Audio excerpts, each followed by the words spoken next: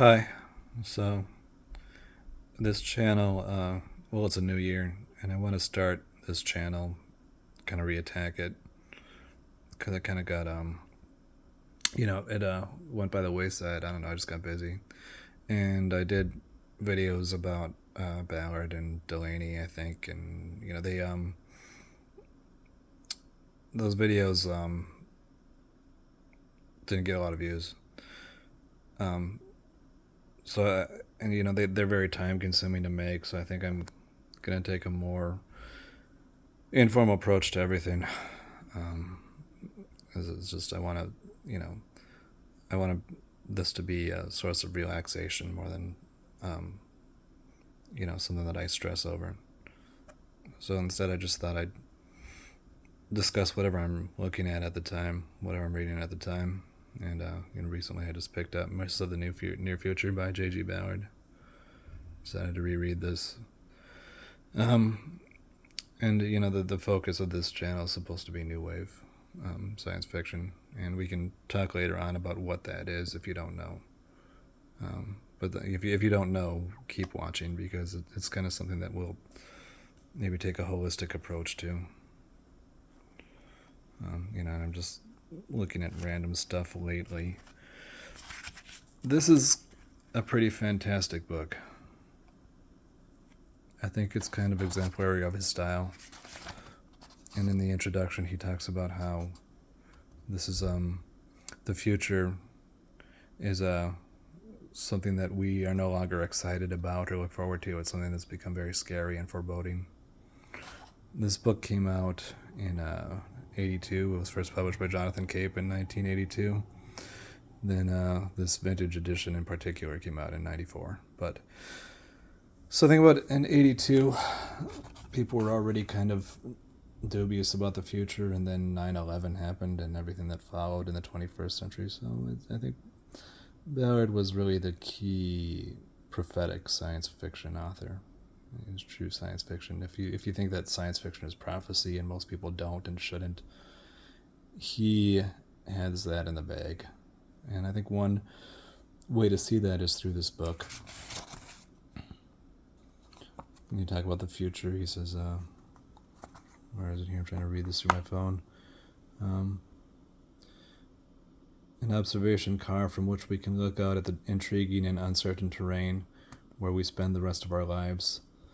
That kind of has an unfortunate, maybe inadvertent echo with Plan 9 from Outer Space, a film where the guy says the future is very interesting to us because that's where we're going to spend the rest of our lives. It's kind of a surreal statement when you look at it that way. Anyway, there's an introduction, and there's this story that I'd like to discuss, and I want you to read this stuff, so I'm going to keep it brief, but it's all fascinating. Essentially, this story has a macabre element to it that I think puts it almost in the league of weird fiction.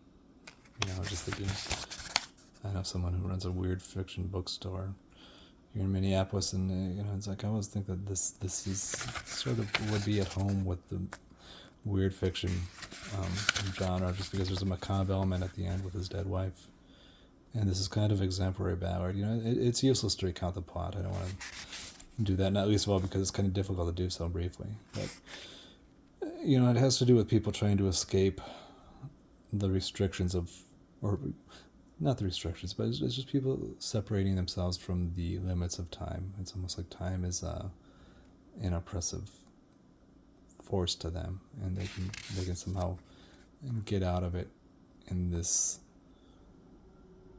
deranged apocalyptic state they're living in.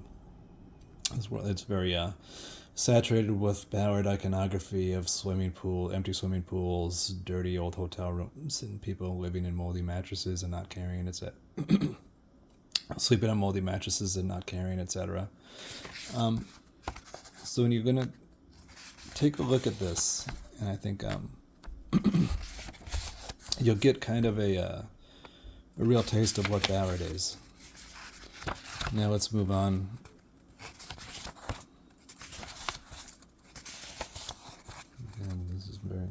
taking more of a ramshackle approach to this channel. It's not. It's more extemporaneous, as they say. Myths of the Near Future is a lovely story. Host of Furious Fancies. It's kind of a Cinderella thing that he does, which isn't quite in his usual wheelhouse. It's good, but it's a little rushed. It could be a novel. Zodiac 2000. It's a modern Zodiac. On page 66.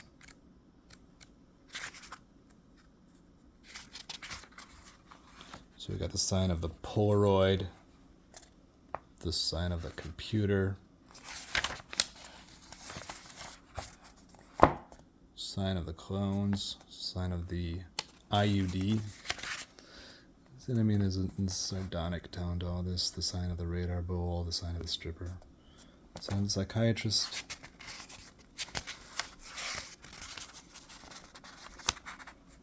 Sign of the psychopath, sign of the hypodermic, sign of the vibrator, and sign of the cruise missile, and sign of the astronaut. And there's a narrative that you can, when you read through, it's kind of similar to the Atrocity Exhibition. It's more of a compendium of it's an anti-story kind of. It's a compendium of kind of condensed novels or stories that all comes together kind of as you read it. And there's another story, The Dead Time, which is kind of germinated from his time at a Japanese internment camp, and I think this story essentially expanded into Empire of the Sun. You can think of, let me try to think of an example. George Lucas made a short film called THX 1138, which he expanded into a film. And I don't think I've seen the short film, but people say that the short film is actually superior to the longer film. And there's things like that where, something starts like a story or a short film and they end up making it into a big feature length thing. And sometimes the original idea, the taproot, is more interesting than what they expanded it into. And I wouldn't quite go that far. I think Empire of the Sun is a very worthy novel in itself. But this is kind of the essence of what he experienced, I think, in that internment camp. And lastly, that I would like to discuss, there's a story at the end called, I gotta get a hands-free camera thing because this isn't really sustainable, but there's a story at the end called The Intensive Care Unit.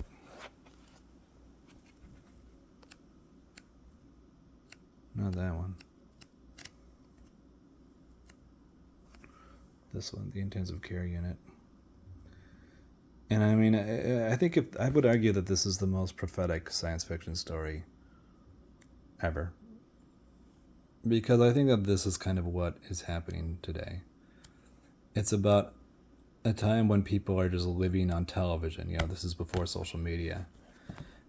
It's a time when people are living on television and they get married on television and they have kids through artificial insemination, etc., etc. And, what happens is that this guy, he decides to meet this family, this remote family he has for real, and they end up tearing each other apart. Because I think, it seems like there's something about how the technological the separation that's bred through the technology seems to trigger a kind of latent psychopathy. When they see each other for real, they kind of tear each other apart. Which I think is kind of a metaphor for what's happening today with social media. It puts us together, but we're really just more apart than ever. It just kind of shines a light on how different we are. And we just kind of claw each other apart with it. So, very shocking, violent story. So that's Myths of the Near Future by J.G. Ballard. I think that's one of his more recommendable short story collections. So I hope you pick that up. Thank you.